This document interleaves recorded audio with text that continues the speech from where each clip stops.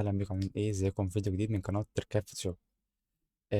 النهارده كده هنتكلم على حاجه يمكن اتشهرت كتير الفتره الاخيره.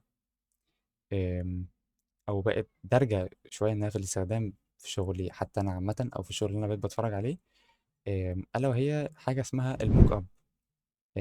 في الفيديو احنا ممكن نتعرف مع بعض يعني ايه موك اب، وازاي استخدمه او ازاي اجربه من على موقع طبعا بتاعنا اللي هو فري بيك. مبدئيا موك اب هو حاجه بتعرض لك الديزاين بتاعك بشكل واقعي. يعني لما يكون مثلا انا دلوقتي لوجو ديزاينر مثلا وعملت لوجو وعايز اعرضه، بدل ما ابعته للعميل او ابعته للكلاينت او ايا كان الشخص اللي ابعته له بيكون كده صوره قدامي عاديه. لا، انت بيكون اللوجو ده محطوط على يافطه، محطوط على ورقه، محطوط على ظرف، على الحاجات دي كلها. كل دي حاجات اسمها موك اب. لو انت بتحول الديزاين بتاعك من حاجات اوبجكت عاديه لحاجه واقعيه. طيب، ممكن نشوف دلوقتي الشغل ده عامل ازاي او يعني ايه موك اب. انا فتحت موقع فري بيك طبيعي خالص وكتبت مثلا موك اب. هختار من الفلتر البي اس دي واللايسنس فري. كل اللي قدامي دي حاجات موك اب، كل دي حاجات موك اب. زي ما قلت لك، لوجو ممكن تعرضه زي الشكل ده كده، ممكن تعرض اللوجو بتاعك على حاجات زي دي، تعمل برزنتيشن للوجو. شايف؟ دي كلها حاجات موك اب. لو انت عندك مثلا ديزاين او فلاير او الكلام ده كله، ممكن تحطه هنا. بس دي حاجه بريميوم، لازم تكون مشترك في الموقع.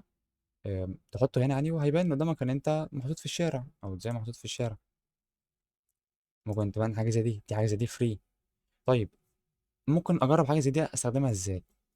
منتهى بسيطه، بعد ما انت تختار الديزاين اللي انت عايز تحمله، دوس عليه داونلود طبيعي خالص وحمله. طيب، بعد ما نخلص التحميل بتاعه بنعمل اكستراكت لل... للملف اللي اتحمل. افتح النسخه البي اس دي عادي. انا افتحه. الموك اب بتكون اسهل حاجه انت ممكن تتعامل معاها. يعني بيكون مثلا من الفري بيك بتحمل حاجات برضو فلايرز والحاجات دي كده بتبقى بي اس دي وبتاع، فبتكون صعبة في التعامل شوية، ممكن في حاجات مش عارف تفهمها. بس الموك اب اسهل منه مش هتلاقي. هو بكل بساطة اول ما تفتحه بيكون مديك كذا لاير. انت اهم لاير عندك هي حاجة واحدة بس. هو مكتوب لك لاير من ضمن اللايرات مكتوب يور ديزاين هير. ممكن تكون بس صورتي مخبية عليها، انا ممكن اطلع هنا فوق شوية كده، هتلاقي كلمة يور ديزاين هير. دوس دبل كليك. دي حاجة سمارت اوبجكت. يعني ايه سمارت اوبجكت؟ انت لو تاخد بالك ان الشكل اللي موجود قدامك هنا مكتوب اوت دور موك اب والكلام ده كله، هو اللي موجود هنا اصلا. فهو كده بالتالي بيقول لك ان اي حاجه تحطها في الفريم ده هتتعرض في الناحيه التانيه. طيب، انا ممكن اجيب صوره، مثلا جبت صوره زي دي واحطها هنا عادي. لحسن الحظ انها كانت في نفس المقاس، فانا ممكن امسح الحاجات دي خلاص مش محتاجها، واحط المقاس انه يكون ايه بالظبط جوه الملف ده. ان هو معنى كده ان اي حاجه جوه الفريم ده هتبان الناحيه التانيه. طيب، كل اللي بقى بتعمله، لو انت عايز خلاص، لو انت اكدت ده، لو انت هتحط الصوره زي دي موافق عليها، تيجي من فوق كده تقفل الفايل ده او الاوبجكت دي كده، دوس له يس. هو تلقائي عشان سمارت اوبجكت هيقفل، هيعمل ابديت سمارت اوبجكت، بقت معروضه قدامك. بص، بسيطه اهي، مفيش اي حاجه. صوره. يعني انا مش هتكلم، انت كفايه المنظر، شوف يعني اظن المنظر عاجبك وجامد.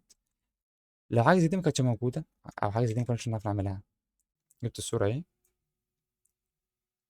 هتضطر تحطها على الديزاين، تصغرها، تقلل الاوباسيتي، تمسك بقى كنترول تي، تقعد بقى مثلا تدوس كنترول وتشد دي تقف هنا كده، تبص الجهاز بينهار اصلا.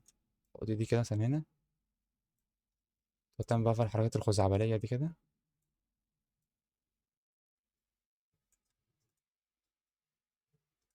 في الاخر تكون معاك كده. بص انا عملت ايه، واصلا مش بيبان بشكل احترافي في الاخر، وبتكون مكسره شويه. تاخد بالك انها مش هتتظبط زي ما بتبقى مظبوطه بالظبط. يعني اظن كده بتبقى احسن بكتير يعني. بس فدي كلها فكره الموك اب. زي ما قلت لك، انت عندك بيكون ديزاين طبيعي، ديزاين عادي، فلاير، ايا كان اللوجو اللي اتعمل علشان تعرضه بشكل افضل. وعلى فكره في حاجات كتير بتكون حلوه. يعني انت ممكن تركيبه برضو تانية مهمه، تيجي في فري بيك لو انت عملت حاجه زي دي، بتلاقي حاجه هنا اسمها فيو سيميلر، لو دوست عليها هيوريك نفس الديزاينات اللي بنفس الفكره دي، نفس الشكل ده، دي نفس الفكره. بس خد بالك في حاجات بريميوم مش هتعرف تحملها، دي فري. فيديو كده سريع وخفيف يعني موك اب. زي ما قلت لك الموضوع ممكن يكون ليه دراسات اهم من كده، وان ليه اهميه اكبر من كده، بس انا بيبقى يهمني اهم حاجه في الموضوع ده كله وحتى في شرحي ان انا ابسط لك الحاجه. زي ما قلت لك دايما ان البساطه دايما بتفوز.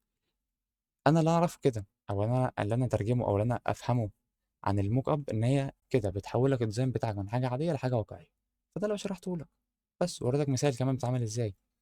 وده على فكره اي موك اب هتحمله، اي حاجه برضو من دول ليها نفس الموضوع، ليها نفس السيستم، ان انت لما تحمل برضو البي اس دي بتاعها وتحط الصوره بتاعتك هتبان برضو عليها.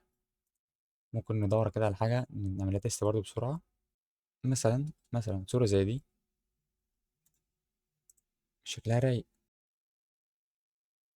هنا برضو نفس الموضوع، زي ما قلت لك ان الموك اب هي اسهل حاجه تتعامل معاها. فهو هنا كاتب لك، مقسم لك اللايرز، عاملهم جروبز. قالت لك هنا البيز اللي هو الصوره العاديه، هنا كاتب لك place your design here. تلاقي برضو حاجه تحط الديزاين اللي انت عايزه، تحطه على المقاس بالظبط، وبتقفل وتدوس سيف. هي اوريدي عشان سمارت اوبجكت فاتاخدت بهاء من السمارت اوبجكت فيها، طلعت مكانها هنا. فبص بيبقى شكلها عامل ازاي، ان ده قبل وده بعد. شكلها رياليستيك وواقعية متركبة صح، والحواف مظبوطة صح. غير لو انت جيت تعملها هتقعد بقى تقلل الاوباسيتي وتمسك كنترول وتدوس شيفت وتهولد وتحط النقط والكلام ده كله. لكن الموك اب عشان بيكون حاجة فاهم سيمبل وكده وحلوة. هنا برضو في الايمج فلتر، يعني تلعب في الالوان، تعمل كولد نايت، تقلل اللون، تزود اللون، تعمل اللي انت عايزه. هنا اللايت ده برضو ممكن تشيله خالص. اللي هو بص يعني اللايت ده عامل زي الريفليكشن على الشاشة عشان تبان واقعية يعني كده، مفيش اي حاجه، فاهم، صوره عاديه. لكن هنا مديها الروح شويه، مديها لمسه انها تكون واقعيه شويه. وبس. ده كان فيديو بيتكلم عن الموك ابس، اتمنى اكون استفدت بيه. إيه لو احتجت اي اسئله، محتاج تستفسر عن اي حاجه، او في عندك اي سؤال في الموضوع ده، تقدر تتواصل معايا في اي منصه من المنصات اللي انا متواجد معاك فيها، سواء الكومنتس بتاعت اليوتيوب، سواء بيج الفيسبوك، سواء البروفايل بتاعي. اي حاجه من دول هتلاقيني متواجد عشان اساعدك دايما. وبس. اشوفك الفيديو اللي جاي.